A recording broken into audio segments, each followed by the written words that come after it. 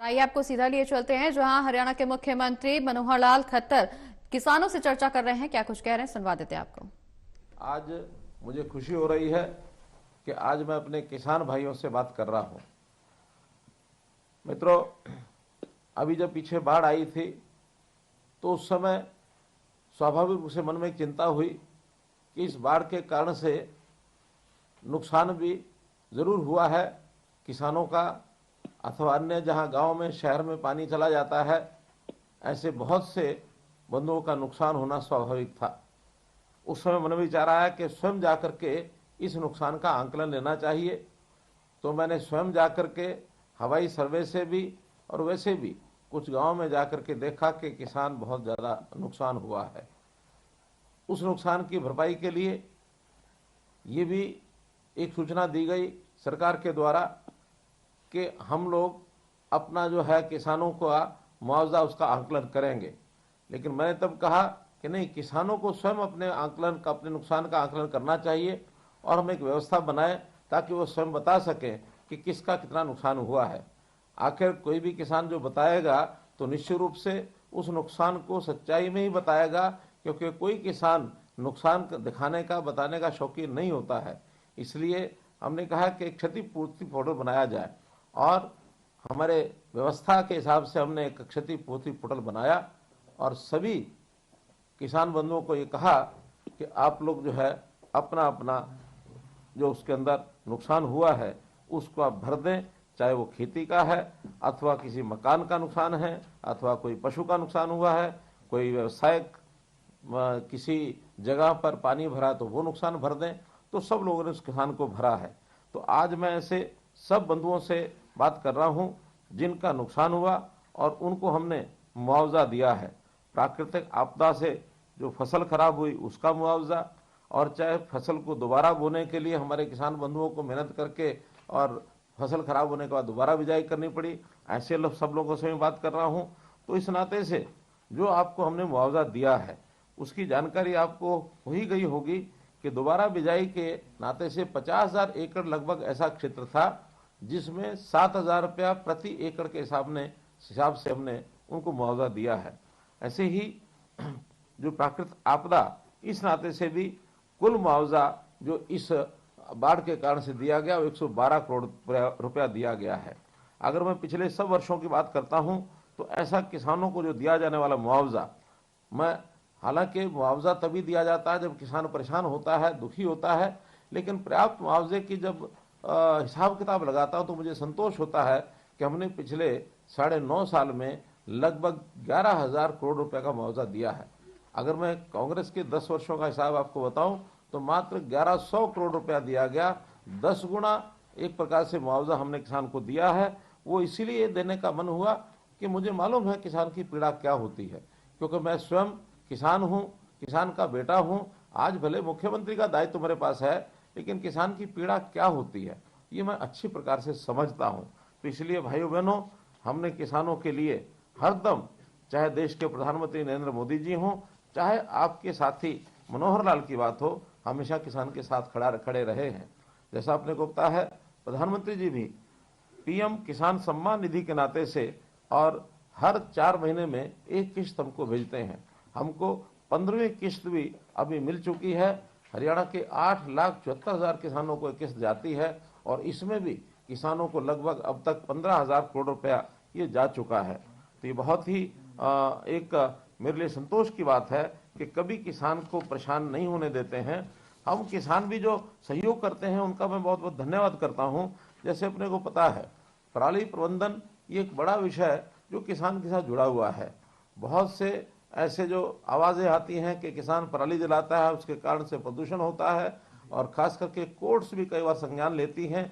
और संतोष की बात तो ये है कि पिछले दिनों में उच्चतम न्यायालय ने ये कहा है कि हरियाणा ने पराली प्रबंधन का जो कार्य किया है किसानों की सहायता करके, ये सराहनीय है। बल्कि पंजाब की सरकार को उन्होंने फटकार भी लगाई है। तो उस नाते से और हम जो किसानों को जो सहायता करते हैं उसका भी एक लाभ हमको मिला है और किसानों ने भी उसका सहयोग किया है।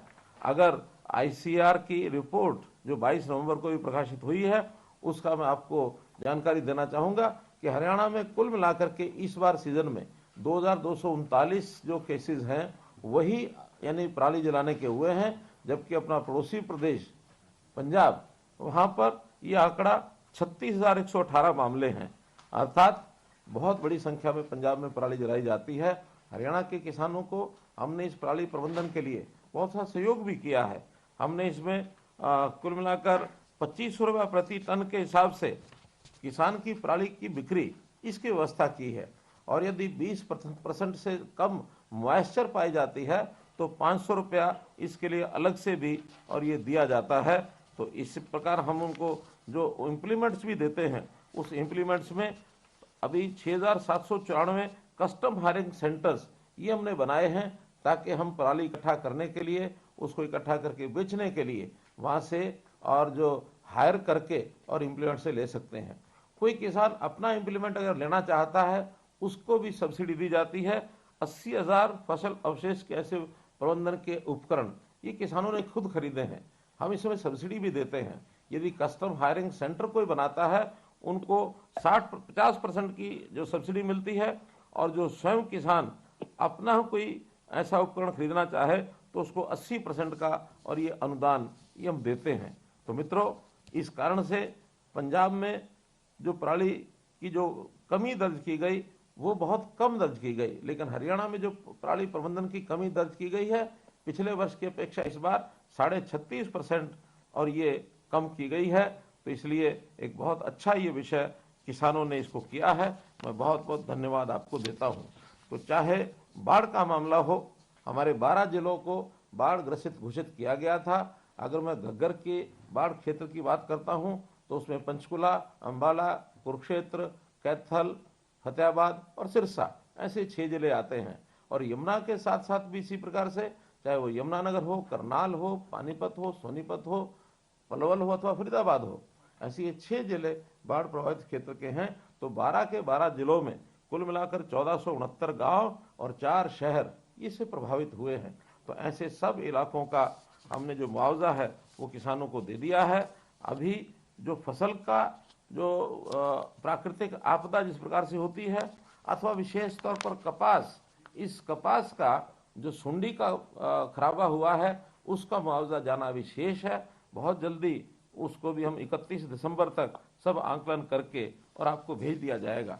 जहां तक फसल के विविधीकरण की बात है, हमने ये भी अपील की थी कि किसान कम से कम पानी की चिंता करे, और जहां पानी बहुत गहराई में हो गया है, जहां हम अपनी यानी आगे आने वाली पीढ़ी को पर्याप्त पानी भी उपलब्ध नहीं करा पाएंगे, ऐसे किसानों को हमने अपील की कि आप कम से कम धान की बिजाई को छोड़कर उसकी जगह अन्य फसलों की अगर बुआई करेंगे तो हम 7,000 रुपया प्रति एकड़ हर किसान को और इस मुआवजे के नाते से देंगे, ताकि फसल धान की बजाय दूसरी फसल बुआई करे।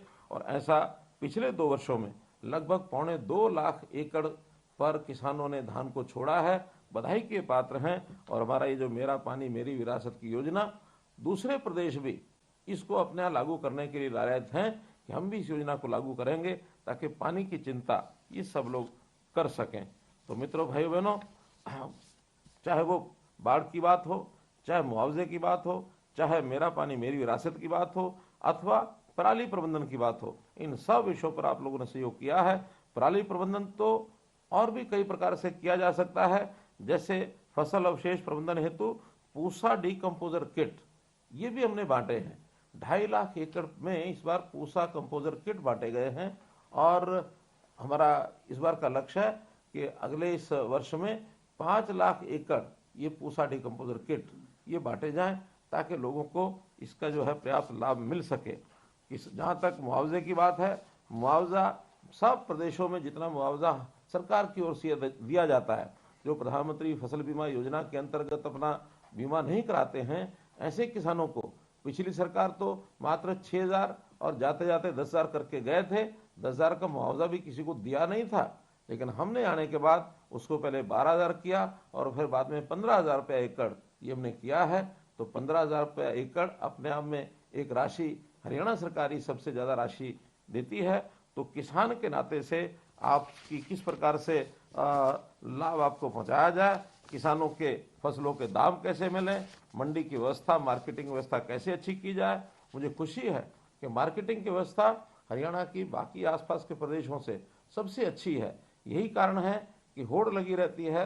बाहर के प्रांत के जो सीमावर्ती जिले हैं वहाँ से भी किसान, चाहे वो पंजाब हो अथवा उत्तर प्रदेश हो, राजस्थान हो, सब जिलों, आसपास के जिलों के लोग हरियाणा की मंडियों में फसल बेचना चाहते हैं। और हमने फसल एक दो नहीं 14 फसलें ऐसी जो हैं वो एमएसपी पर खरीदनी ये शुरू की हैं। अगर किसी फसल को हम एमएसपी पर खुद नहीं खरीद सकते हैं तो उसमें भी हमने व्यवस्था की है कि भावांतर भरपाई योजना, उसमें चाहे सब्जियां हों, फल हों अथवा बाजरा हो, इसकी व्यवस्था भी सफलतापूर्वक लागू की गई है। इन सब योजनाओं को आसपास के प्रदेशों के किसान खूब समझ रहे हैं, खूब उनको ये जानकारियाँ मिल रही हैं। तो मेरा किसान किस प्रकार से खुशहाल बने, कैसे आगे बढ़े, ये बात भी सत्य है कि किसानों की जो जोत है ये बहुत छोटी हो गई है। क्योंकि अपने यहाँ ज़मीन तो जितनी है उतनी है, कुछ ज़मीन हमारे विकास के नाते से, शहरीकरण के नाते से, औद्योगिकरण के नाते से उसमें लग रही है। बाकी ज़मीन जो है वो धीरे धीरे कम हो रही है और आवश्यकता हमारे परिवारों की बढ़ती जा रही है। इसलिए हमारा जो ज़मीन का जो भाग है यानी जोत है वो हमारी बहुत छोटी होती जा रही है।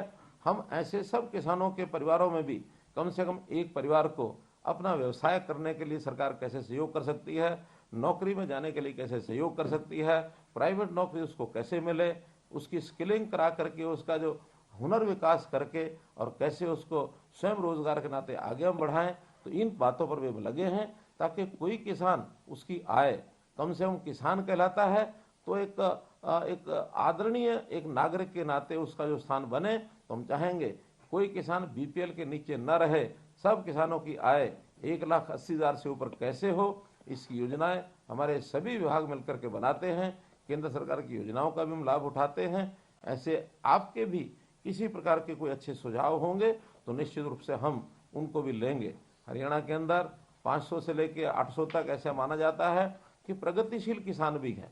प्रगतिशील किसानों को भी हमने योजना के माध्यम से कैसे उसका विस्तार हो, हर प्रगतिशील किसान एक नए किसान को ट्रेंड करके उसको प्रगतिशील बनाए, इस योजना पर भी हम लगे हैं। उसके लिए भी प्रोत्साहन राशि हमने दी है। विदेशों में जाने के लिए ऐसे हमारे किसान बंधु वहां जाकर के अध्ययन करके आए कि किसानी किस प्रकार से और अच्छी की जा सकती है। इसके लिए भी विदेश भ्रमण की योजना भी हम बना रहे हैं कि कुछ किसान अगर जाकर के अध्ययन करके आना चाहते हैं उनकी व्यवस्था भी हम कर रहे हैं।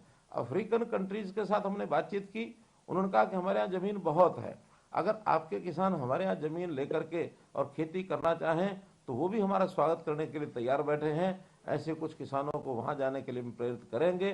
तो मित्रों, किसानों की मदद जितनी हमारे से हो पड़ती है उतनी हम करेंगे। और इसी के साथ किसानों को बहकाने वाले भी बहुत लोग अपने पास आते हैं, वो बहकाने का जिनका कुल मिलाकर एक स्वभाव ऐसा, एक आदत ऐसी है या उनका कुछ लक्ष्य और हो सकता है, तो ऐसे बहकाई करने वाले भी कुछ किसान संगठन बना करके, किसान नेता बन करके और जिस प्रकार से आपके पास आकर के बहकाते हैं उनसे ज़रूर सावधान रहना है। क्योंकि वो नहीं चाहते कि हरियाणा प्रगति के पथ पर आगे बढ़े और यहाँ का किसान खुशहाल हो। क्योंकि किसान कमज़ोर रहेगा तो उनकी राजनीतिक रोटियाँ सिकती रहेंगी। तो मैं इस बहुत ही एक ऐसे एक मन के भाव से आपको बात कह रहा हूँ जो मेरी चिंता है।